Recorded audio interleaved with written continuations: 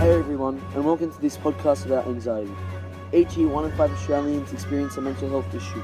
Anxiety is one of the main mental health issues in Australia, affecting 14% of the population. That's almost 4 million people. Anxiety is just more than feeling stressed or worried. Anxiety is when these anxious feelings are ongoing and won't go away. It's a serious condition that can possibly make daily life hard to cope with, and it can also affect others around you unless it's embraced and dealt with. Do you have anxiety? Are you aware? Are you doing something about it? Anxiety is one of our biggest issues. Will you stop it, or will you let it stop you? Hi guys, in today's mental health podcast we'll be interviewing Mrs. Francis, an anxiety sufferer that has now learned to deal with anxiety and has conquered it. Hey Mrs. Francis, how are you today? Good, thank you. So Ramonda, let's get straight into this interview. First off, let me start by asking you what caused your anxiety. The cause of my anxiety is I suffered a seizure almost 8 years ago. I was driving one day home after a long day at shopping and I had a seizure. My eyes turned back, my mouth went slurred, and I lost all movement in my body. I thought I was trapped inside my body and I thought I was having a heart attack. After that, I was blanked out for like 3 minutes, and then I woke up suddenly and there was ambulance there. They took me to the hospital and they ran lots of tests, and then I saw a specialist, a neurologist, had MRI, ECG scans on my brain to see what it was from. They thought I had an epilepsy fit, but it turned out that everything was fine and I suffered a seizure, and that's when my anxiety started. I'm sorry to hear that, Mrs. Francis. The cause of your anxiety was very interesting and informative. Would you also like to tell us how you coped with your anxiety? With my anxiety, I needed help. I needed to speak to other people who were dealing with anxiety. I started to see a counsellor and talking about my problems and dealing with my fear. My fear is that I felt that I was going to die, and I didn't want to die. I had a family with kids. I had a family, and so whenever I'd get an anxiety attack, I would breathe through it, and I started medication, and I was on the medication for 4 years, which that helped me deal with it. I felt better. After 4 years, I got off my tablets, and I started to deal with it naturally, and as time went on, I felt that I could cope without the medication and go back to a normal life. Wow, it seems like you grew through this experience and became a stronger woman. Would you also like to tell us how it affected your daily life? It was really hard battling anxiety because I didn't know what it was at the start. I would feel numbness in my face, my hands would all feel numb, and I felt that I started to have panic attacks. I suffered anxiety for a good 3-4 years, and I was on tablets to help me deal with my anxiety. With my anxiety, I started to suffer from staying home. I couldn't stay at home on my own. I thought I was going to have another seizure and I was going to pass out. My father would come every morning because my husband was at work. My father would come and pick me up and bring me to my mum's house, and I'd stay there all day. I found it very hard dealing with my anxiety and having heart palpitations. Found it very hard. It was very hard and stressful for myself and for my family. But as time went on, I started to feel better and I started to deal with my anxiety, and I learned how to breathe through an anxiety attack, and then I started living a normal life. So this problem also lasted 4 to 5 years, is this correct? Yes, it was. Thanks for giving us the opportunity to have such a strong and resilient woman in our studio today. Thank you. No problem. Thank you very much.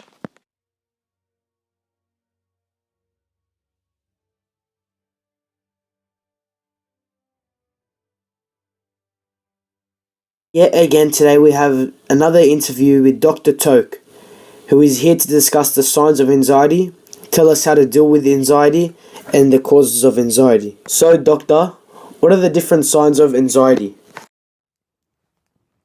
Signs for anxiety are excessive worrying that lasts for months, feeling restless, on edge, being easily tired, having difficulty concentrating or having your mind go blank, having tense or sore muscles, having difficulty falling asleep, staying asleep, or having restless, unsatisfying sleep, over planning, excessive list making. Well, that was interesting. I only thought that feeling anxious was a sign of anxiety. Can you also tell us how to deal with anxiety? How to cope with anxiety. There are 6 different types of coping strategies for anxiety.